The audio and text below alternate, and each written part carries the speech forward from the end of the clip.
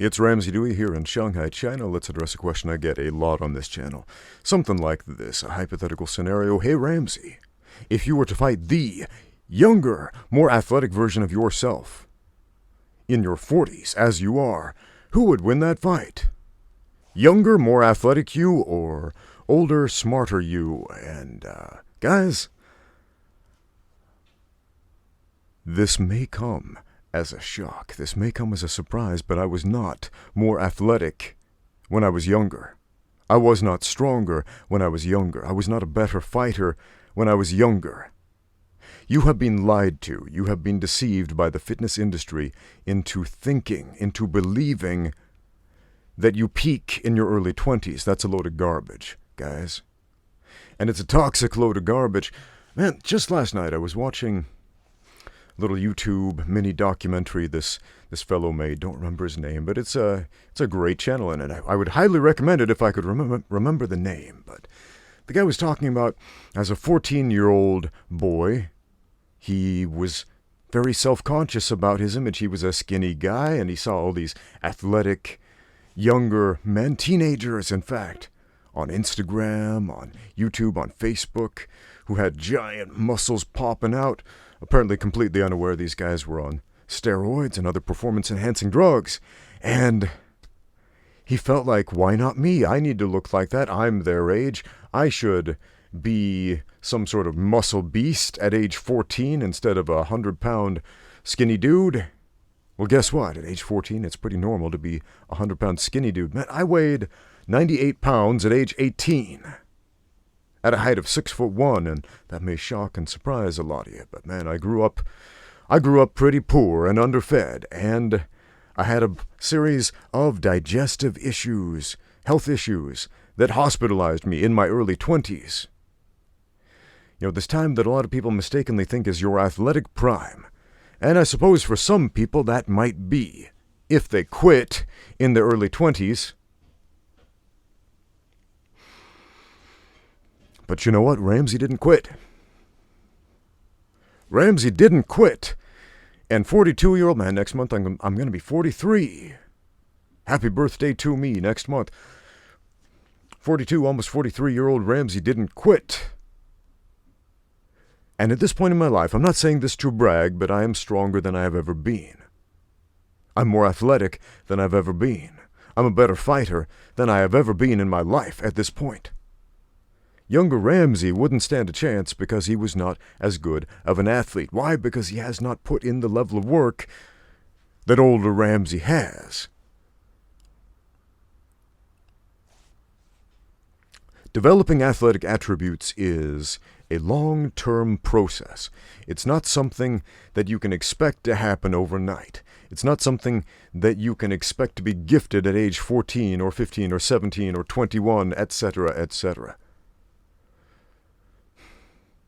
Strength gains happen extremely gradually. Athletic gains happen extremely gradually. And before, the pedantic people who've never actually consulted a dictionary jump in the comments again and say, Ramsey, strength and athleticism are different things. I challenge you right now, go look up the definition of athleticism right now, and it will shock and appall you to learn that strength is athleticism. They are synonymous. They are synonymous. And semantics aside, strength is the precedent for all athletic performance.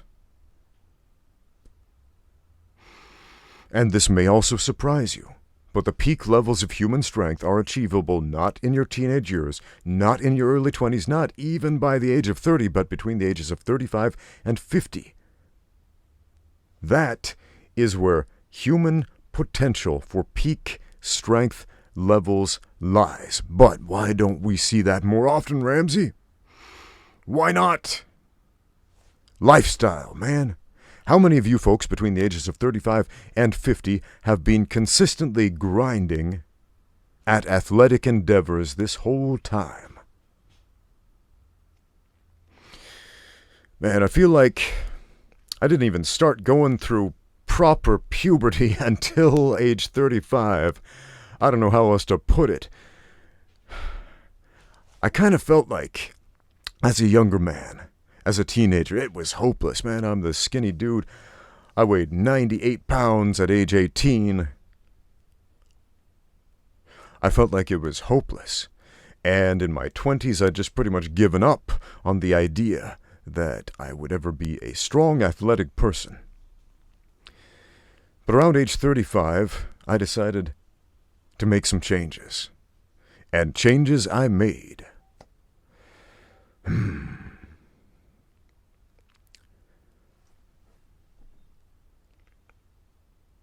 The deception of the fitness industry, man.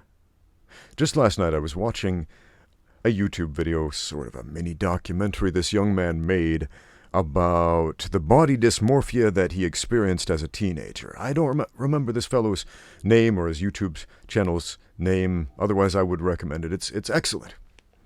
And he made some excellent observations about how, as a 14-year-old boy, he felt this immense pressure to look like all the Instagram fitness models he was looking at, all the YouTube strength posers he was looking at, blissfully unaware that they were all enhanced with performance-enhancing drugs, and that they had achieved these radical body transformations in just a couple of years with chemical help.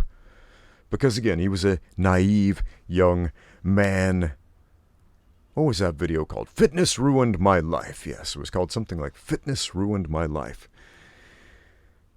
Bit of a hyperbolic, attention-grabbing title, but it's merited because it deserves some attention. We need to think about this. The idea that strength and athleticism is the birthright of the young. No. Strength and athleticism is the claim of those who worked for it, who grinded for it, year after year throughout their lives, man. The strongest individual I ever met, that I know in person, was this fellow. He was in his mid-40s when I first met him, and the dude was as strong as an ox. And I asked him, how are you so strong? Like, you're unbelievably strong, stronger than any other human I've ever trained with. How did this happen? And he said, 30 years of consistent training in the gym. Doing the basics, the fundamentals of strength training for 30 years, consistently. And that's it. And something on the inside of me didn't like that answer. I wanted a quick fix. I wanted a simple tip. 3 easy tips. Eat this magic food, take this magic pill, etc., and then you will be gifted the birthright of the young, the strength, the athleticism. No, friends, it doesn't work that way. One of my favorite channels on YouTube, check out Scooby. He's this older gentleman with giant pectoral muscles, big, strong dude, and I love what he always says, fitness is free, don't buy anything. He's not there to sell you a program or to make money off of you, simply to impart some wisdom. And one of those wise things, one of the wisest things that he repeats over and over is that strength gains, athletic gains, are a long-term process. It's not a short-term radical body transformation. Nothing with any staying power, anyway. That is worth your consideration. And that is worth an investment of your time consistently throughout your life.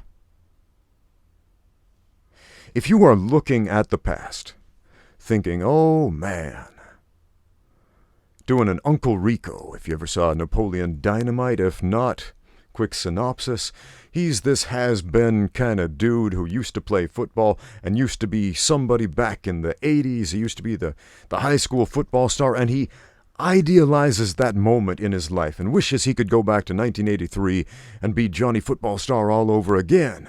If only he could do that, then he would be happy. And he's a pathetic, comedic character. We laugh at Uncle Rico because we understand, oh man, this guy's a loser because he's looking at the past through rose-colored glasses instead of making something of his future. Instead of living in the now, guys. My advice to you, live in the now.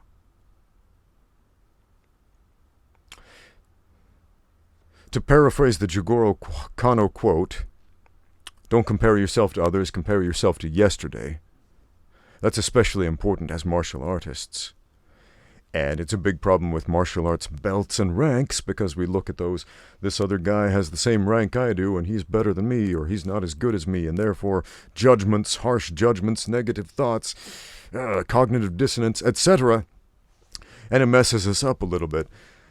It's much more productive to compare yourself to yesterday, right? I've got this belt rank. I had that same belt rank yesterday. Am I better than I was yesterday? If so, good. Am I not? If so, I must be doing something wrong, like not getting out there and training, like I always tell you to do. So make sure to do that. Get out there and train. Not even going to save that to the end this time, because a lot of you checked out already, or maybe you will before I get there. I wonder how many of you have never heard me say get out there and train because you stopped watching the video before I say it. But if you're not aware, that's my sign-off. Thanks for watching Get Out There and Train. At the end of every single one of these videos for the past 15, almost 16 years, I've been saying this on YouTube. Somebody accused me of stealing that catchphrase from Kurt Osiander. I've never actually seen a Kurt Osiander video. I probably should have watched his videos, because from what I hear he made good jiu-jitsu content, but I've never actually seen one of his videos. But he started his YouTube channel 14 years ago. I started my YouTube channel almost 16 years ago. Who copied who? Nobody copied. Anybody? That's ridiculous. Nobody invented language, not directly anyway. We all make our individual contributions to semantic drift, but nobody owns the English language, man, as much as they try to trademark phrases. Apparently that's something you can do now. You can trademark a little catchphrase these days and try to take people to court if they say your thing. It's weird. It's weird, and I don't like it.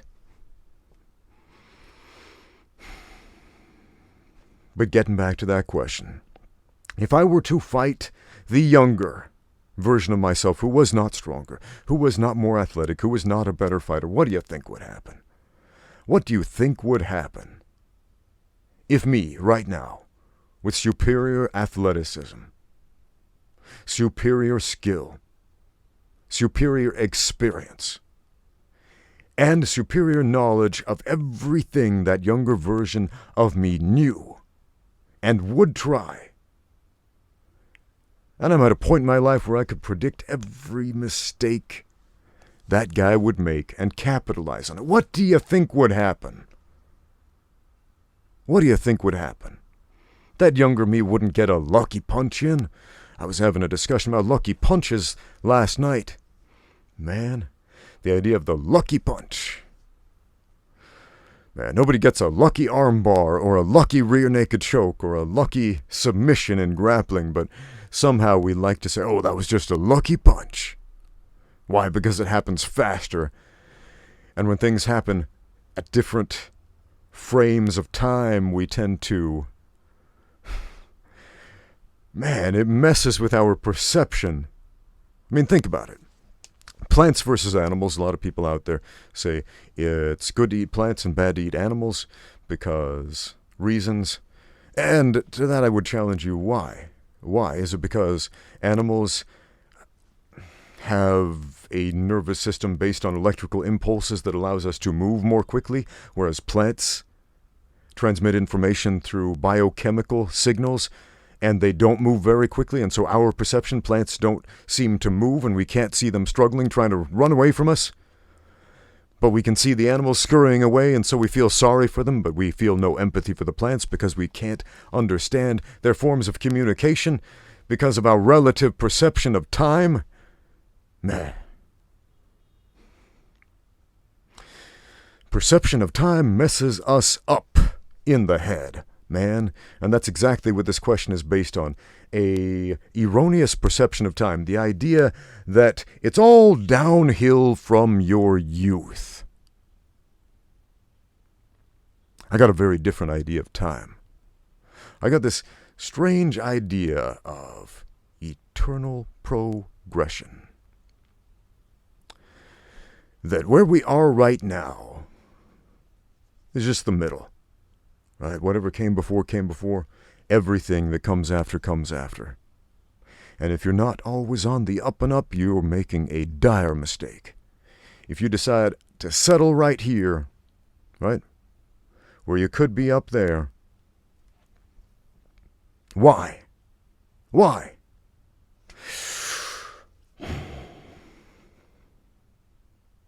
The time will pass anyway, my friends. Get a reward for it.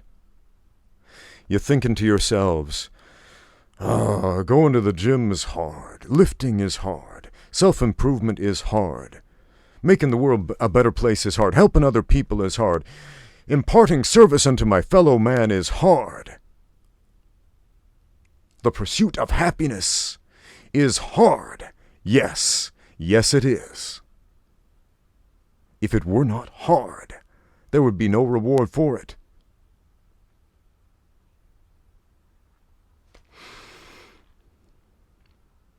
But the time, my friends, will pass anyway, so you might as well put in the time and get the reward, because when that time passes, if you haven't put it in, if you haven't done the work,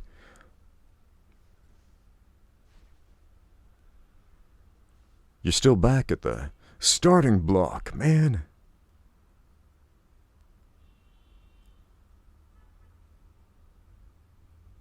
So get out there and train, guys. It's probably the most I've said that catchphrase in a single video, but I will repeat it one more time. Thank you for watching. Now get out there and train.